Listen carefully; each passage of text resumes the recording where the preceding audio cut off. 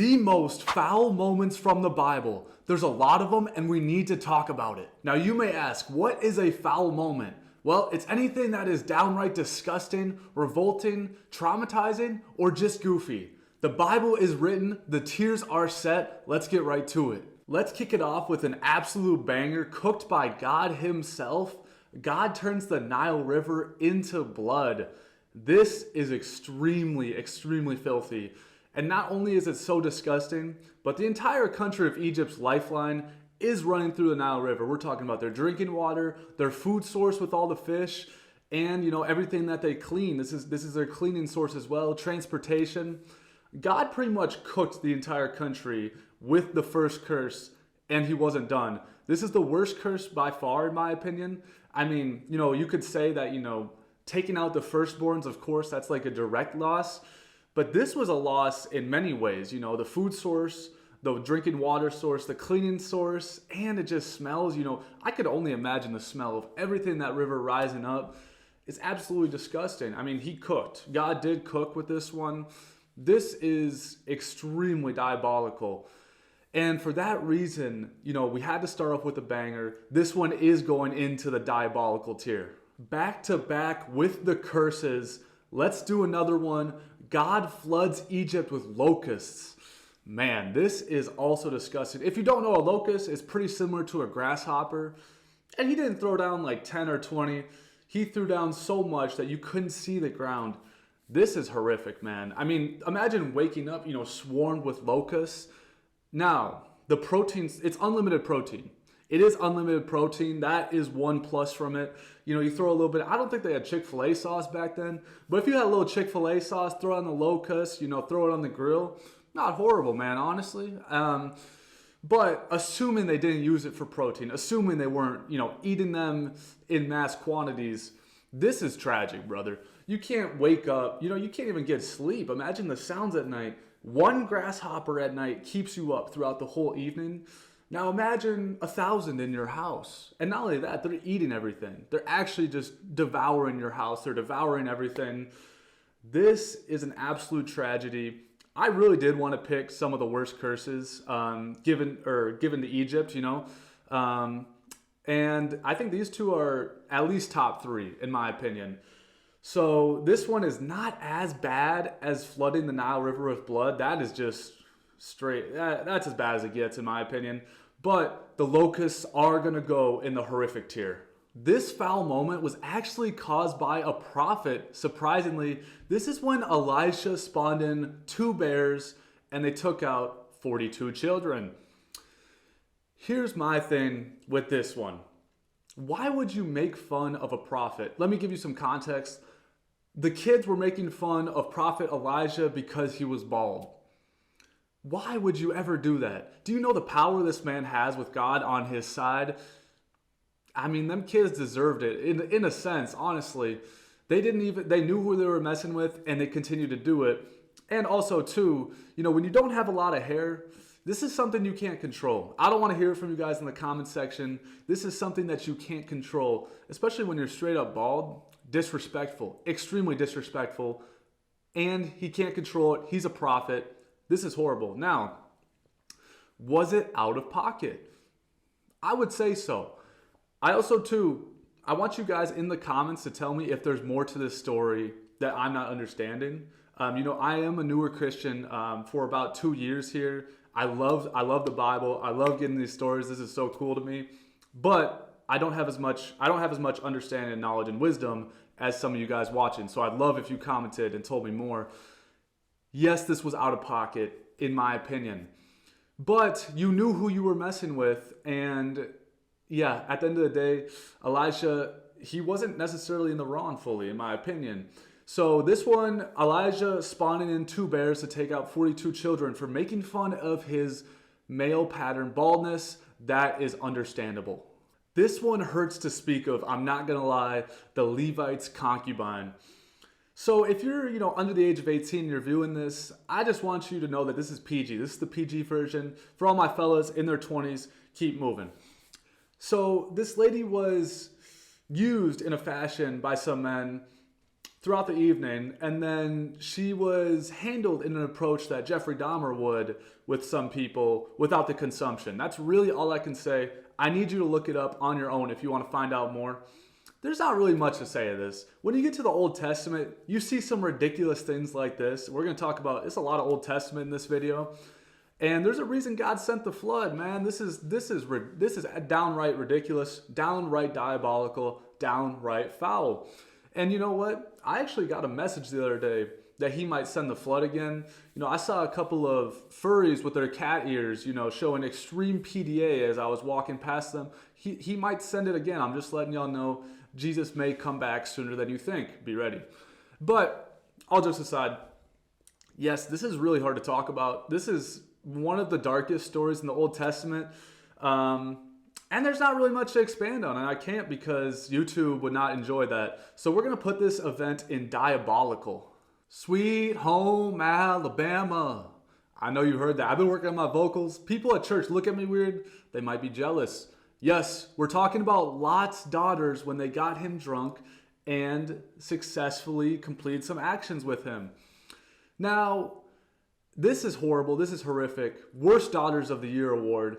And it's kind of funny because I won't watch Game of Thrones because I'm kind of weirded out by the thought of incest on a TV show. But I encourage people to read the Bible. It really doesn't add up whatsoever. And I mean, this is very famous. This is one of the most famous cases. I'm sure you guys were thinking about this when you clicked on this video. And it really just begs the question, you know, we should change the question to gay son or Lot daughter, because this is the worst thing your daughters could do to you. Top 5 for sure, worst things your daughters could do to you. Now, is it as bad as destroying an entire nation's water line? I don't think so, and I'll explain to you. While this individual moment is extremely scary, extremely horrific, I would say, it was only a 3-person community that was impacted rather than an entire civilization with the blood of the Nile River. So for that reason, this is going to go into the horrific tier. Bringing up an event that gets skipped over quite often, let's talk about when King Herod took out an entire city's male population of 2 and under.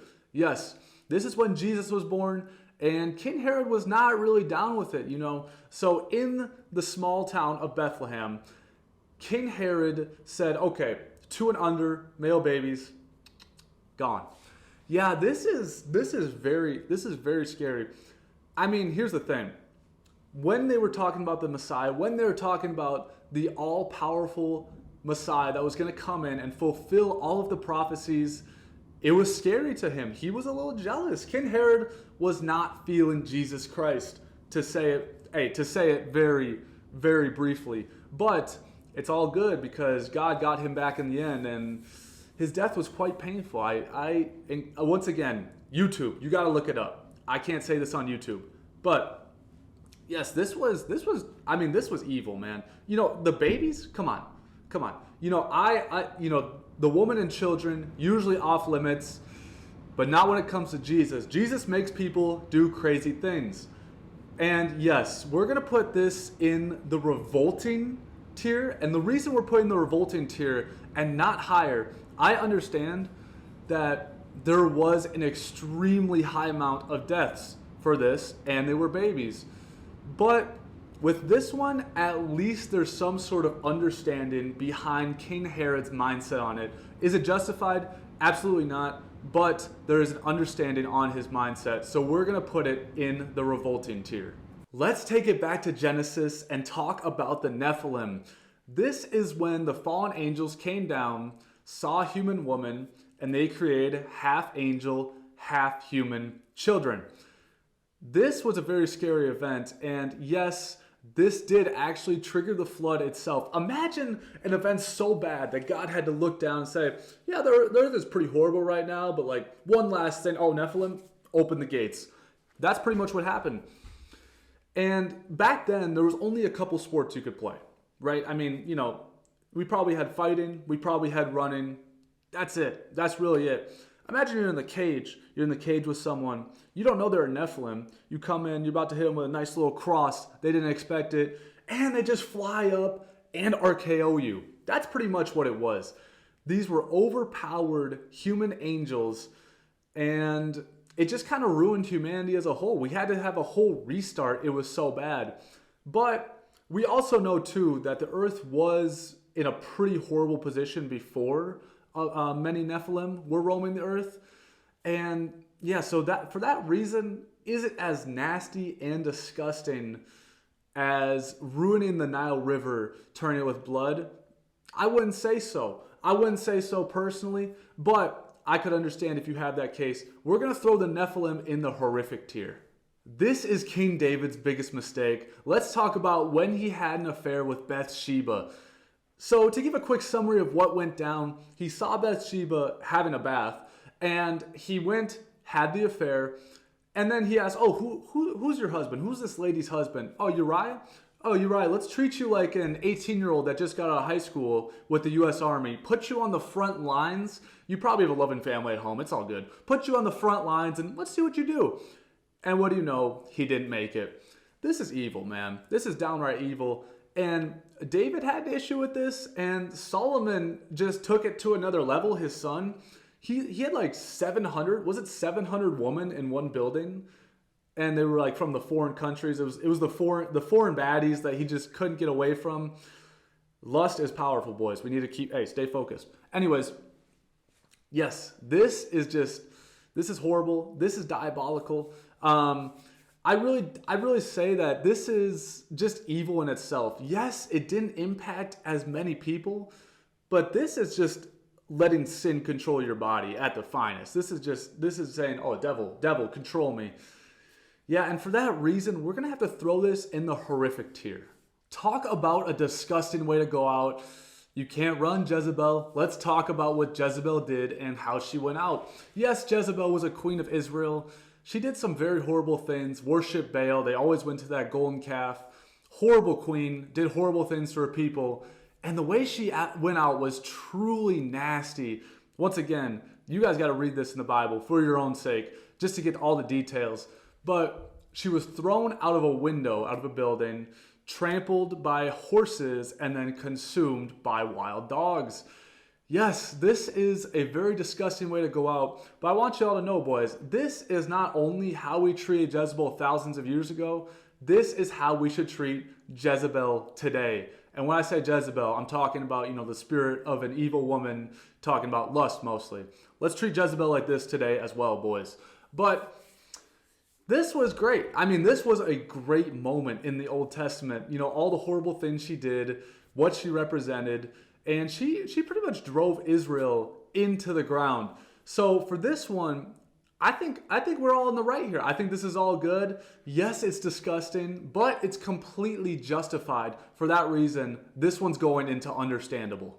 This might be some of the worst eats I've ever seen. Let's talk about when God commanded Ezekiel to eat bread cooked over human feces. This is 100% true from the book of Ezekiel himself. God commanded Ezekiel to eat bread cooked over human feces for over a year straight. And we know God has a little sense of humor. So Ezekiel was complaining about it, and God said, okay, fine. I'll loosen up a little bit. You can cook it over cow feces. I just thought that was a funny fact. But yes, honestly, this ain't horrible eats, man. I think that, eating homemade bread is homemade bread at the end of the day. My eats have been worse than this. I can't lie to you, boys. Yes, I haven't gone grocery shopping in a long time. Kind of broke, and I don't really want to go to my local Walmart and have the threat of getting shanked just looking for some milk, some bread. So, yesterday I had a peanut colada shake. It was peanuts and frozen coconuts with water and some plain noodles to go with it. So when I see this, honestly, this ain't the end of the world. But all jokes aside, this is pretty bad. I mean, you're tasting it in the bread. It can't be much worse than America's processed bread, honestly, though. Yeah, I just think, a year straight is pretty harsh. This is pretty harsh. You're tasting it in the bread. For that fact, we're gonna have to put this in the revolting tier. Talk about a humiliating event. Let's bring up Balaam's donkey. Pretty much, Balaam was trying to go on this path. God wasn't really feeling him going down this path. The donkey kept going off the path, and the donkey opened his mouth and started flaming Balaam, telling him, "Why are you doing this? Are you not listening to my commands?" Man, I mean, dropping your keys when you're trying to unlock the house, that's really not a good way to end your day. Having a donkey flame you is even worse. I'm kind of wondering, is this like the theme? Is this the inspiration for Shrek? I was just thinking about that. I mean, how often do you see a talking donkey?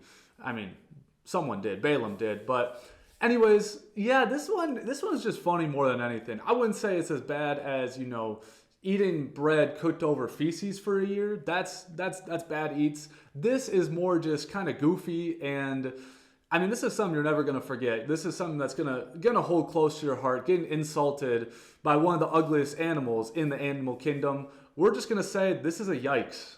Don't run away now, Lot. Let's talk about when Lot's wife was turned into a pillar of salt. Yes, there was a city, Sodom and Gomorrah. God was not feeling it. He burned them down. He told Lot, he told his wife, "Don't look back when I'm doing this. Just go, don't look back." What does she do? She looks back. She looks back right away. And when she did, Lot sees pillar of salt. Lot has been through some stuff with his family. Lot's got to have some of the worst family I've ever seen. Like this, if it was here today, this would be the perfect reality TV show with Lot and his family. Or maybe not. Maybe we can't show that to the people. And fellas, this is why you need to get a woman that is respectful and listens. I don't have a woman in my life. Anyways, this one is completely valid. God told you not to look back, and it's the first thing you do. I mean, if you're blessed enough to have that voice come to you, to have that direction in your life, and you immediately disobey it, you're going to get a punishment in return. Therefore, Lot, I'm sorry you had to go through all this, but for this to happen to your wife, this is completely understandable. I bet you didn't expect to see Jesus on this list. Yes, let's talk about when Jesus spit into a blind man's eye to give him sight.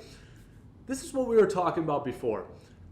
We know that God has a little bit of a sense of humor because the most common way that Jesus was healing people, he was just touching them, right? He touched them, they touched him, and whatever they had going on, it was healed. He easily could have just touched this man's face around his eye, and his sight would have came back, but he made the decision to spit into his eye, and I'm sure the man didn't even see it. He didn't see it coming because he's blind. But yeah, this was a little out there. I was just looking at this like, man, if anyone spit on me, it's quite disrespectful, but if Jesus does it to you, he heals you. It's quite miraculous. Yeah, I mean, this is understandable, man. I'm not going to sit here and refute Big J. We're not going to sit here and argue with what he did. And at the end of the day, he did heal him, man. It was for a good cause. So this is completely understandable in my eyes. Another prophet mentioned, let's talk about when Isaiah was directed to walk around without clothing for 3 years. Isaiah the prophet was given a command to walk around naked for 3 years to humble himself. And yes, that is extremely humbling, I will admit. But man, it's just interesting to have a prophet represented in this way. Imagine myself, if I walked around naked in 2025 and, I'm in the streets and someone approaches me, they're like, "Why are you naked right now?" And I just look at them like, "Because I'm a prophet." This one is really, I understand this is a command from God, but like, think of the children, man.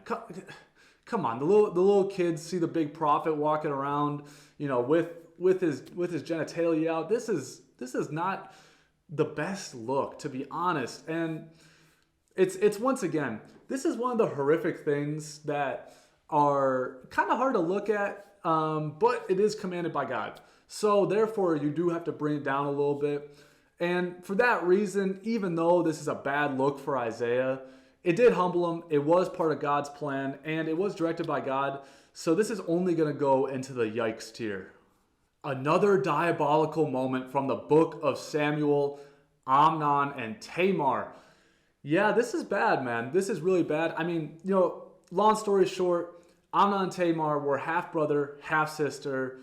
Amnon forcefully did things with Tamar, lack of consent.